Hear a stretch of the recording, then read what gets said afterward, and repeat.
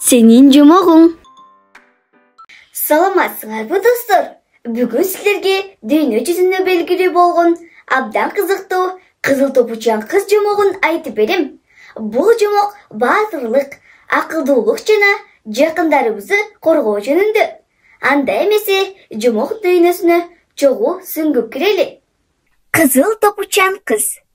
Илгери бир айылда кичинекей кыз жашачу. Туылган күнүнө чоң апасага кызыл баш кийим белек кылды. Кызга бул белек абдан жаккандыктан, ал ошондон тарта кайда барбасын, ушул жаң кийими менен жүрчү. Кошуналары аны ошентип кызыл топучан кыз деп атап калышты. Бир жолу апасы майтокоч бышырып мындай деди: "Кызым, барып чоң апаңды көрүп кой. Ага майтокочторду жана бир кичине май алып бар." Чоң апасынын үйү токой четинде турган. Кызыл топучан кыз токой менен баратып, гүл терип келе жатса, алдынан ач карышкыр чыгат. "Кайда барасың, кызыл топучан?" Кыз болсо карышкыр менен сүйлөшүү кооптуу экенин билбегендиктен сылык жооп берет. "Чоң апама барам. Майтокочторду жана кичинекей май идишти алып баратам. Ал чоң апаң кайда жашайт?" деп сурады карышкыр. "Токойдун четиндеги кичинекей үйдө" деп жооп берди да шашпай жолун улады. Ал эми карышкыр чоң апанын үйүнө эң кыска жол менен катуу чуркап жөнөдү. Чуркап келип, демин басып, эшикти какты. "Ким бул?" деп сурады чоң апа. "Бул мен, кызыл топучан, сага майтокоч алып келдим" деп жука үн менен карышкыр жооп берди. Чоң апа бул чынында эле кызыл топучан деп ойлоп мындай деди: "Жипти тартып кой, неберем, эшик ачылат." Карышкыр жипти тартаары менен эшик ачылды. Ач карышкыр үйгө секирип келип, чоң апаны жип салды.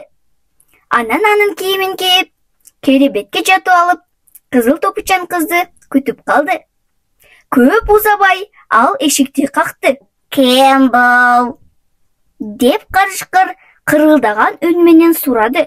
Кызыл топучан кыз чоң апасы суук тийип, каргылданып калганго деп ойлоп мындай деди: "Бул мен, кызыл топучан, сага майтокоч жана бир кичине май алып келдим.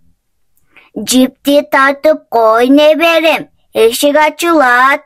Кызыл топучан кыз үйгө кирип, чоң апасынын керебетинин жанына отурду.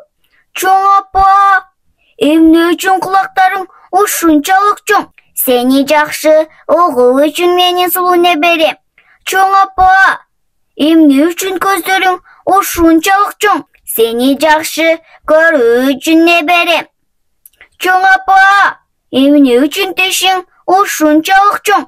Сени тезирээк жеп коюу үчүн" деп каршылдады карышкыр. Карышкыр кызды көздөй атырылып, аны бут кийимин жана кызыл топусун кошо жутуп алды.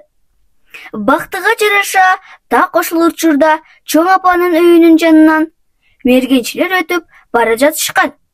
Алар ызы чууду угушуп, үйгө чуркап киришти да карышкырды өлтүрүп, анын курсагын жарып жиберишти. Ошол жерден кызыл топучан кыз менен чоң апасы аман эсен чыгып келишти. Экөө тең, соо жана жабыркаган эмес эле. Мына ошентип кызыл топучан кыздын башынан өткөргөн укмуштуу окуя ушундай болду. Бул жомок бизге сак болууну, ойлонуп иш кылууну жана жакындарыбызды баалоону үйрөтөт. Эгер жомок жакса, каналыма катталып, лайк басып коюуну унутпагыла. Дагы көптөгөн кызыктуу жомоктор али алдыда. Көргөнүңөр үчүн чоң рахмат. Саламатта калгыла.